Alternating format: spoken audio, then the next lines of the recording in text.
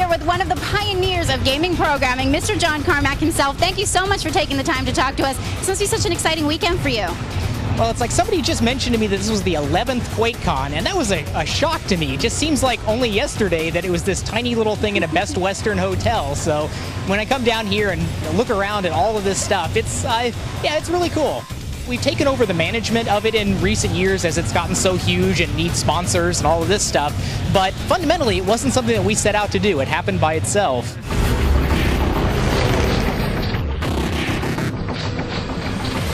It's been a topic for my keynotes here for the last several years when I talk about the difference between development time and creativity. And there's really an important issue there for the industry where if you set out just to do these AAA blockbuster titles, you're going to spend so much money. And whenever you spend so much money, there's an inherent conservatism that you have to abide by, because you can't go try something wild and crazy if you've got $50 million getting sunk into the development of a project on there. So there's a lot to be said for platforms that allow people to do projects for less money so that they can try more creative things. Sony and Microsoft are still targeting for their primary customers on there, the blockbuster on that, where you want to do something that's the AAA title, it's the best at everything, and it showcases never-before-seen stuff. But it's getting really, really expensive to develop those types of things. And Nintendo is taking the position that it's not necessarily the best thing as a game player to get the very latest graphics, the very latest physics and technology and all this. It might be better to try out new gameplay methods, and I agree with that. So it's good to have a spectrum of choices as a developer that you can work from. I will be surprised if Nintendo winds up having larger total gross console sales numbers than Microsoft and Sony, but I think that they've picked probably an intelligent direction to go, considering that they don't have the same resources to throw at it that Microsoft and Sony do. Well, I've worked on consoles for a long time. I mean, in the really early days, we did Super Nintendo work and Jaguar and 32X and a lot of this. We weren't really deeply involved in the last generation of console games. We worked mostly through outside companies. But I've always been interested in consoles because the trade-offs are a lot different than the PC, because it's not so general purpose. You don't have to worry about compatibility with a million different things. You can really generally make something for a given amount of hardware about 4 times better if you know exactly what you're working on. So it's always been interesting on there, but now for the first time we have consoles that are really just as good as the PCs that we can target directly rather than building on the PC and sort of cutting it down and making it work on the consoles. So we have sort of reached a new milestone point for that, and it is exciting. I'm enjoying the work that I'm doing a lot on there. It's a little bit more trouble to try and keep everything in sync all at the same time, but we are making our decisions mostly around the consoles now, because the PCs they'll keep up, they'll at least keep parity, and eventually the PCs do get faster. I mean, people think that the consoles are 10 times more powerful, but really a high-end PC is already more powerful than the brand new consoles. More so than any previous console generation, the next generation consoles have all the power of a really high-end PC, both in terms of memory, processing, and graphics. They're not equivalent to if you spend a couple $1,000s on a PC, it's going to be more powerful than your $500 console, but they're incredible values for the money, and they're really good development targets now, where it used to be you would make pretty serious compromises when you were developing for a console in terms of the development tools that you could use, the resources you'd have available. But now, honestly, they're probably better than PCs to target for, because they've always had the benefits of being a nice closed platform, but now the tools are really great for them, the hardware's really nice, and I'm having a lot of fun developing for the platforms. Relative-wise, you can say that the PS3 has more peak theoretical power, but it's more difficult to develop for. And I could go on for hours on the exact reasons why that's so, but to sum it up, that's the answer. The PS3 is a little more powerful, but harder to develop for.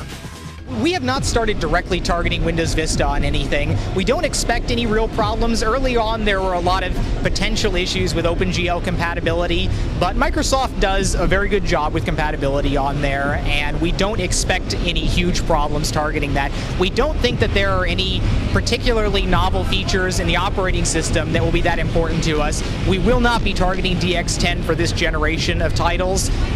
There's just not going to be a large enough installed base. That'll have to wait for our next generation of titles after this before we really start taking advantage of the extremely new touted features, because honestly they don't exist in hardware yet. We have to wait for the hardware to catch up with the specifications.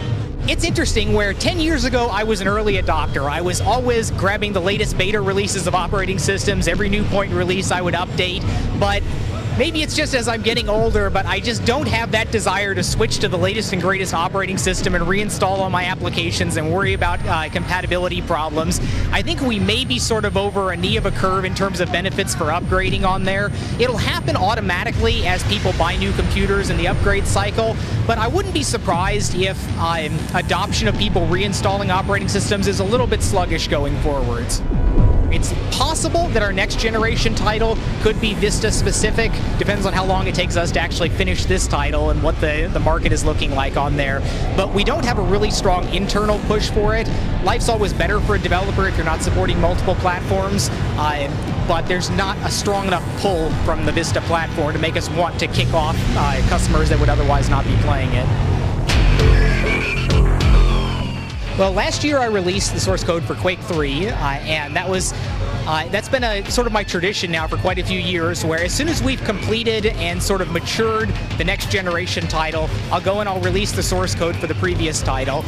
And most of that does go back to just these memories that I have of being 14 years old, playing games on my computer, and wishing I had the ability to go in and look at how the game was written, maybe change it a little bit.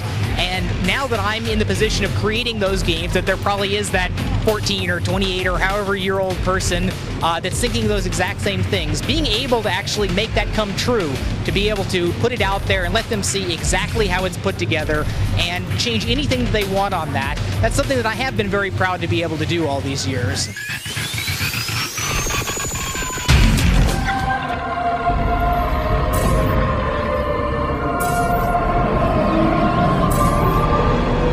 Our internal development project at it, our mainline project, is still essentially a secret. We haven't announced what it is. All we've said is that it is new technology, but it's in a direction that's different than traditional id Software games. It's not a run-and-gun corridor shooter, at least exclusively.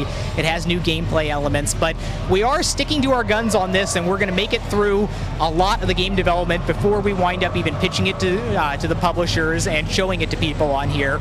Because for years, we've had this classic problem where whenever we do new graphics technology, there's this huge urge to go exploit it and do something really cool that nobody's ever seen before and show it off.